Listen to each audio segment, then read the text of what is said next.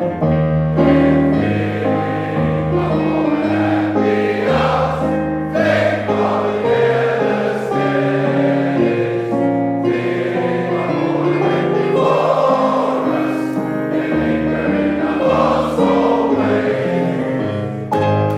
evening or welcome to it. It is the Overview podcast, or if it's not evening where you are, hello, it is the Overview podcast with your host, Neto Machele. And as usual, we've got another great man of Muir for you. We're interviewing Mr. Vermaak again. So we did have an interview before. We did have a bit of a technical issue there. So we decided, you know what, if it's nice, do it twice. So we've got Mr. Vermaak and we're going to be speaking to him, but we're also going to incorporate our new questions for this particular interview. But before we jump into the interview, please guys do not forget to hook up with us or to communicate with us on our social media pages. That is on Facebook, LinkedIn, as well as on Instagram, OMU or the Old Murite Union. Also like and subscribe on our YouTube channel. It does help us reach more Murites across the world. So, sir, second time lucky. How are you today? Here we go. I'm great. Thank you. Okay, so I did send you the new questions, and we will be having a remix, mixing them up, and let's see how it goes. So the first thing I want to ask you is, when you think of Muir College, right? I know when we at school, there's those sounds and smells that remind us, that bring back that nostalgic feeling of school and class. You know, whether it was the desks, that liquid that we used to put on the desk, whether it's whatever. What is the first image, sound, or smell that comes to your mind when you think about your college? Listen, the first thing, obviously, for any schoolboy is that school bell. Yeah. And 50 years ago, when I was in matric, we certainly didn't have the electronic bells. Yeah. So a good old bell ringer would be in the passages, ringing the bell. And we'd respond to that. Still to today, if I've got a good party going here at home with lots of friends here, the only thing that gets complete control is a bell. So yes, that's probably the thing that I remember most. The smell, if you speak about a smell, Yeah. when I was in matric, myself and a really good friend, Alan Koos Wilton, as we called him, and may his soul rest in peace. But Alan and I ran the Muir tuck shop. Yeah. So I always had the tuck shop smell, which reminded me of, the old Muir. Oil, it smells of oil and food and yeah. Ah, la, la. All right. So going back to our previous questions, we did talk about your journey, right? Can you please take us through some of the achievements and some of the things that you've done after leaving Muir College? Okay. If we speak about achievements, with your permission, I'd like to split it up a little bit.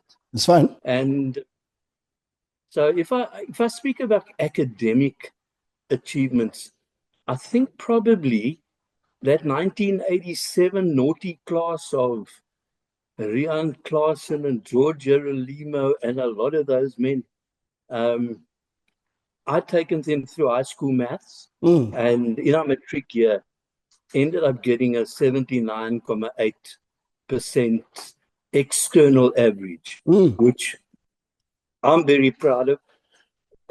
Excuse me. No, it's not COVID. And so I don't think it's ever been beaten. And after our last little podcast, I actually had a couple of the guys emailing me to say, wow, you'd forgotten that. And, it's you.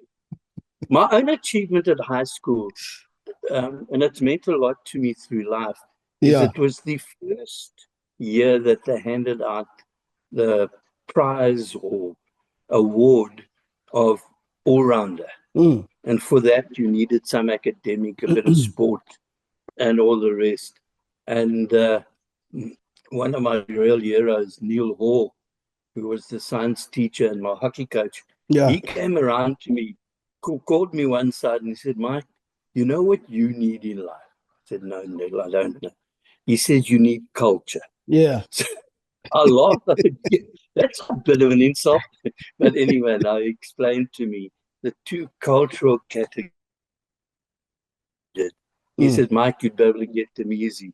So anyway, I ended up having the only non-singing role in The Sound of Music. And I joined the debating team.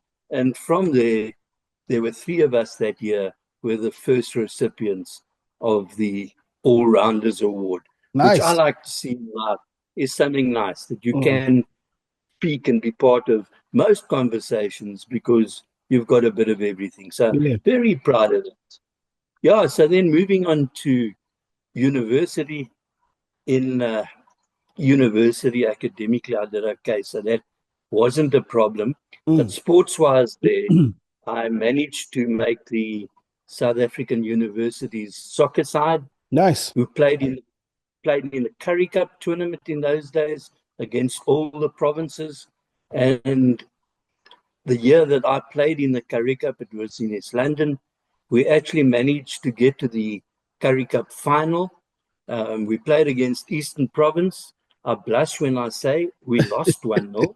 But anyway, to get a silver medal in a Currie Cup provincial tournament stays a huge highlight and achievement for me. But Cool. with that, perhaps closer to home, I happily captained the Muir's hockey side. Being a soccer player, I wasn't on the rugby field often. Yeah. But anyway, I captained the Muir hockey side in grade 11 and 12, our old standard 9 and 10. My younger brother, Colin, otherwise known to people as Mossi, 3 years later, he captained the side. And then 4 years later than that, my poor bud Barry, he was in the first team, a very talented hockey player, but he was someone else in his class. I won't mention them. That was a true lead. So Barry was excused, but pooping himself to try and keep this family tradition. Big And captain. anyway, when they came to the coach then asked for any nominations, and one of the boys said, "Oh, Barry Vermaak." And the guy that was Barry's opposition for the job Yeah. straight away said, "Yes, must be Barry." And that was it. So Barry was both a relieved and a proud man, but I don't think there are many families Yeah. that have had all their sons captain the first team, which I hang on to, and we have a beer on that every now and then. Yeah, that's very good. I mean, when Yeah, you're saying opposition, the youngsters will call it ops right now. They call it the ops. oh, So is it ops now? yeah, it's Okay. called it ops. Yeah. All right. So So, the ops voted himself out. so moving on to the next question. We've got teachers and staff members in school who sort of groom us and become parents to us. I mean, you've got experience as the principal of Victoria Park. I'm sure you've had a lot of girls and boys that have come through you that you have parented. But from your side, who was the one teacher that left an indelible mark in your life? Once again, I've been accused of speaking far too much, so I'm making you 1-3. Sorry, but standard 2, grade 4, Yeah. we in 1967 we were Miss Rose Connett's very first teaching post class. She went on to, I think she's got more service at Muir than anyone else Yes. as Rose Hartley. It's But hardly. Rose was my standard 2 teacher, and she made a huge impact on my life. She then, by the way, at our recent 50th reunion, she was there, and we were delighted to see her. And then in senior school, we had Neil Hall, who I mentioned earlier. Neil almost became like an in-school father of mine. And, and so Neil meant a lot to me. And moving from there, my first teaching post, Paul Ellis, the Muir headmaster there. Yeah. Paul, still to today, we meet socially, but Paul changed the way I thought about education, about humanity, love the man.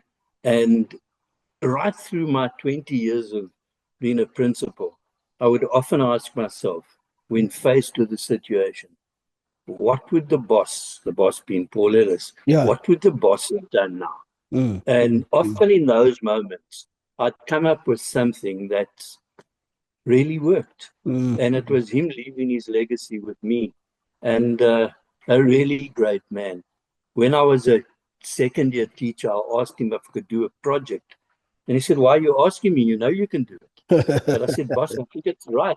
And he said, "No, you don't do it. But remember, when you mess up, you'll be sitting in front of me." And it taught me a lot. I used that often during my tenure as principal in letting people doing things and trusting them. And the more I trusted them, the more they actually did and gave, as I did with Paul. Nice. So huge thank you, Paul Ellis. You're an absolute master. All right. So I want to bring you back to school, right? So let's sort of bring our audience back into Muir College. Yeah. And you know, when I think of this question, I'm reminded of what break time looked like for us. But I can't imagine all those years ago in the 80s, what break time was like for you guys. So just paint us a picture of a typical break time during your time. Okay, typical great break time. Obviously, there were no cell phones then. Yeah. So people actually got together and played. At one stage, we used to play ball games at break time. But after a broken leg or so, ball games were out of it. So it was socializing, and being at an all-boys school that Muir is, a lot of naughtiness was planned and worked on during break time. When I was in standard 3, what's that, grade 5 now? Yeah. At break time, we were all the way down on the other side of Main Street because the primary school had got too small. And we were with Mr. Posma down in the St. John's Church. And so we were the only people there. But we took a guy called Wilfred Newman. It's now Dr. Wilfred Newman, who's Nice. one of Australia's top cardio men. But anyway, Wilfred had done something, so we picked him up and we put him head first in a drum, a dirt drum. With his screaming, Mr. Posma came out, and he just, when we saw him, we just ran, and he just pointed back into the classroom. So off we went. Now, I had been on the fringes. I wasn't carrying him, but make no mistake, I was laughing with him. So when Mr. Posma asked for those guys that were guilty, they must go and line up, and they were hiding. Yeah. I thought, no, it wasn't really. But I couldn't sleep that night because I thought, no, Michael, no. You should have said that you were. So I went back to him early the next morning. Yeah. And I got his screen early. He was there already. I said, Mr. Posma, I just want to ask you, please give me a hiding. He said, but why? I said, no, I think yesterday I was enough part of it to deserve it. Yeah. And he said, no, too late. And so you have to to live with this the day, I wake up thinking, Michael, you were a bloody wussy. You should have been immediately. But it also taught me a lot, is that all those boys that were so called guilty, they owned up. And secondly, they didn't hold it against anyone else. They didn't snitch for you. not. They didn't snitch And on that you. real unity, it was amazing. Yeah. But you learn from these things. Yeah. All right. So schools at Muir College have a long history, and that's embedded with a lot of traditions and culture. So what school tradition meant the most to you, and that is still alive today? I think this of men that are in it together, whether it's a sports team or a school, that you look after each other. Yeah. You stay loyal. And that to me, I think came through there. That loyalty and sticking together and being comrades or have camaraderie.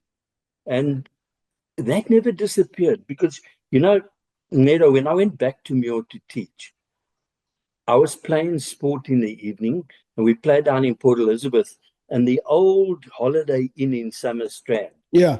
had a place called Lily's Bar, which was a hangout for university students and any party goer. It still is And today. it is, okay. Yeah. And then at the end of our soccer game at UPE, we went for a drink. And walking into Lily's, to the right of me, my eye just caught something. And let me tell you, there was basically the whole of the Muir matric class where I was teaching with beers in hand, and I walk in. They thought they were so safe there. Never, you won't believe it. To a man, those guys put down their beer, they stood up, they greeted, and they left. Yeah. Nothing more said, no arguments, nothing, and they left. But then I was still worried. What am I going to do? You can't just accept that. I got to school the next morning. The head boy was waiting where I parked my car. When I pulled it in, the boy said to me, by the way, Mr. Vermaak, on Wednesday at 1:00, Mr. Ellis goes to a Rotary meeting. We expect you to be there and you can sort us out. And remember, we don't talk about things like that. So it was up to me to give this whole damn class. My arm was a lot sore than So any you of had their to backside. Yeah, swing. I had the whole day. And every one of them, when they got up, said thank you. And that was the last anyone heard about it. Yeah. I don't know if Paul Ellis is going to hear this. I don't even know if he knew about it. But that was the type of tradition that Muir must. I agree that that's right. It's gone. Yeah. But the camaraderie and the friendship and the owning up and saying, okay, we tried our luck, didn't work. Take what we get. That's it. Cool. So when we look back, I mean, Muir College, I mean, school is a foundation for us. And I believe our time at school does shape us into the people that we become later on in life, whether we had bad experiences or good experiences. Because some people, let's be honest, don't always have a great time when they're at school because of other stuff like bullying and so on and so forth. But looking back at your time at school, how did Muir College shape you into the man that you are today? Well, first of all, it gave me opportunities. It gave me opportunities academically, culturally, sports-wise. It also gave me a really great bunch of teachers that actually cared. Yeah. They were hard. Those days, let me tell you, the schools were run with an iron fist, but they were hard, but I knew they were there for us. Yeah. So they taught me that I should be there for people, when I grow up, where I can be. And then, as I said, the lessons of togetherness, I think, is that, and I try to carry that on through as a father, now as a grandfather, as a husband, that those qualities must be there. Cool. So I always often wonder like some of the things that I've sort of experienced in life, and maybe some things I wished I did differently, and maybe other things I wish I tried.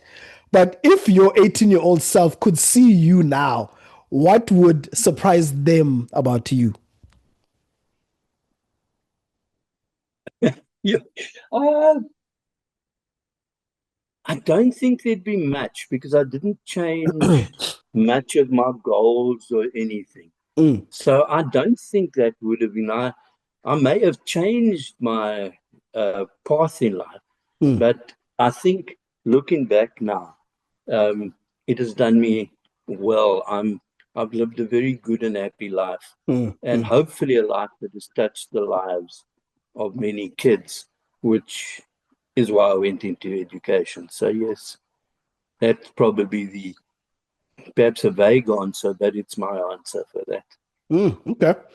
Now, we are drawing closer to the end of our interview, but I think an important question that you had highlighted, I think is something that we really do need to talk about because looking at currently with what's happening in South Africa with gender-based violence, as well as this Women for Change movement, just to the voice out, the pandemic that we're under right now of gender-based killings.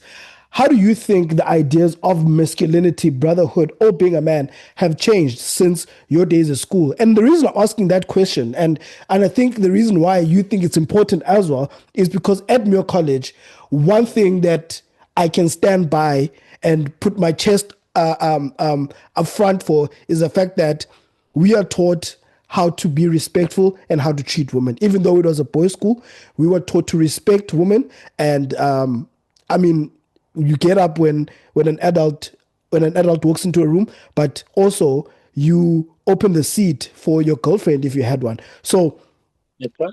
yeah. So how do you think that has changed? Listen, I think, as you said, when I was back at school, Mm, we were taught to respect. yeah. So we respected elders, and there was no question about it. It was the only thing you did.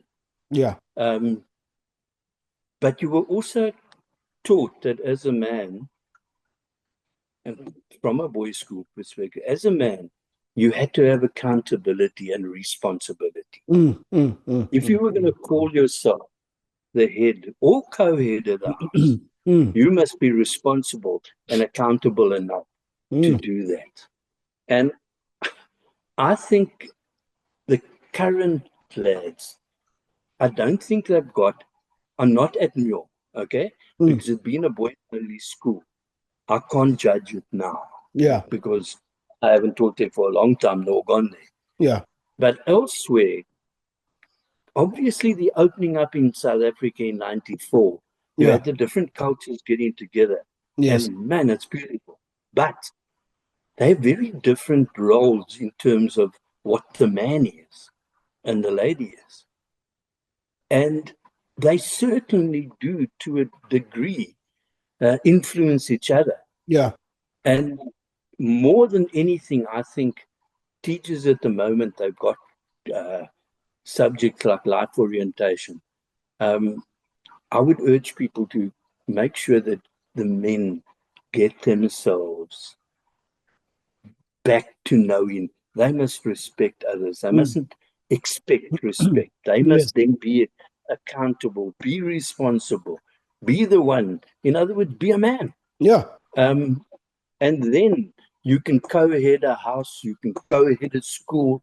I worked under at Rubik. I Mm. worked under Natalie Steer, a great leader.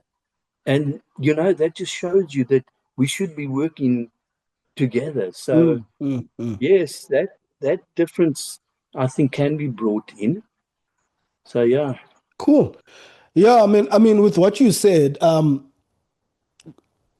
as a man, you sort of there's this toxic application of power right now that I feel is prevalent Okay. in these boys. And Mm-hmm. from a great poet named Spider-Man, he said, with great power comes great responsibility. So with that, you're Yeah. gonna move right on to our quick fire question round before we wrap it up. Okay. So the rules are simple, sir. You don't get to think about it. You just have to answer these questions as quickly as possible. Yeah, guys. All right. First question. What was your favorite tuck shop snack? Lunch bar. Lunch bar. The most daring rule you ever bent or broke?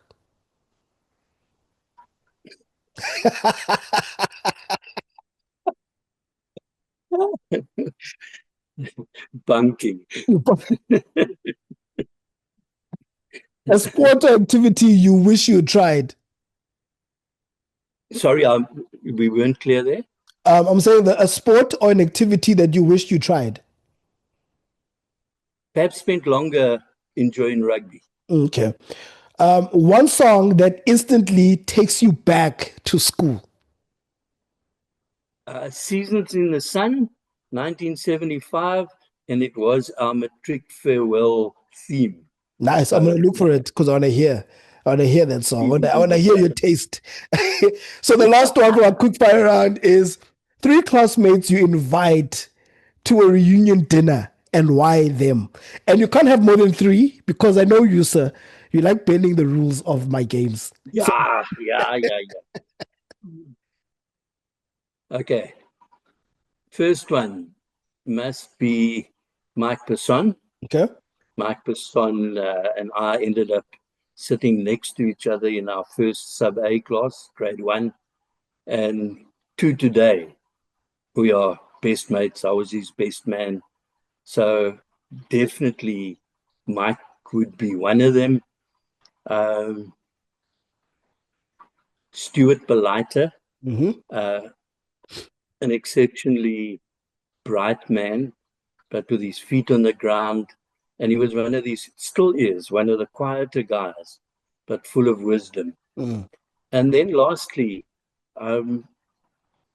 Professor Justin Jonas. Yeah. Justin school ducks, but now he is the so-called rocket scientist at the Muir College thing. And Justin, oh yeah, you guys did Yeah, have we had him an on a interview. podcast. Yeah, I did speak to him. And Justin's gift, other than being incredibly bright, Justin's gift is being able to put all of that space stuff into layman's terms. So he'd sit around a dinner table and he'd be able to put all of that into perspective for us. And Nice. one would go away saying, wow, I understand a lot more about that than I used to. Awesome. Nice one, sir. And So by the way, to all my other good buddies, sorry on the spur of the moment that not everyone can make it to the table. All right. So if you could speak directly to the boys in grade 12 right now, what message would you leave them with? I think that's a very important one, actually. Okay. I'd leave the message that they must remember that to always have the Muir motto, second to none. We don't always have to say we're best, but we are anybody's equal as Muir boys. And remember, the more confident you are in life, the more you will achieve. So believe it when people say to you as a Muir boy, you are second to none. Nice. Don't let anyone look down on you. And then at the end, I've got to give the story I gave last time. It's my favorite. These two Chinese youngsters, incredibly bright boys, but rebels, made their way up the mountain in China to go to the mystical wise man of the area. And when they got to him, the old man said to them, and what would you boys, why are you here? And the one boy had a butterfly in his hands. And he said to the wise man, the butterfly in my hand, is it alive or is it dead? And of course, what his plan was, it was alive, but if the man said it's alive, he would just quietly squeeze his thing together, unnoticed by anyone, and it would die. And obviously, if the wise man had said it's dead, he would have opened his hands and the butterfly would fly. And and the old man looked at the young man. He said, "Young man, do you realize the answer to your question lies in your hands?" And remember, right through life, most of the things, yes, we must look for help, we must delegate, but at all times, don't forget, you have the answers and use them wisely. No, thank you. Nice. All right. I think we've exceeded our time. We've gone past our allocated time, but it's okay. Don't worry, it's not news to me. All right. Mr. Vermaak, thank you very much for doing this for a second time. And it was a pleasure talking to you.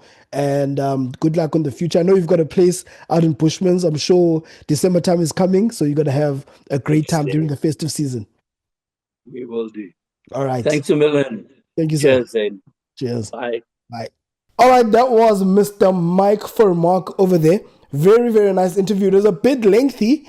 We do apologize for that. But if someone's got stories to tell, we need to allow them and give them the platform to express themselves freely. But guys, before we leave, please do not forget to follow us on our Facebook, on our LinkedIn, as well as on our Instagram pages. That is the Old Muirite or the OMU, or the Old Muirite Union rather. We are also very active out there on YouTube. So please like and subscribe to our channel so that you can be informed every time we have a new episode of the OMU podcast out on YouTube. Also, please support us, so that we can reach more Muirites all over the world. But for today's episode, I'd like to say thank you for watching, and I'll see you guys again next week or next time, 2 weeks time. Whenever I see you, I'll see you guys again. Nec pluribus impar. Cheers.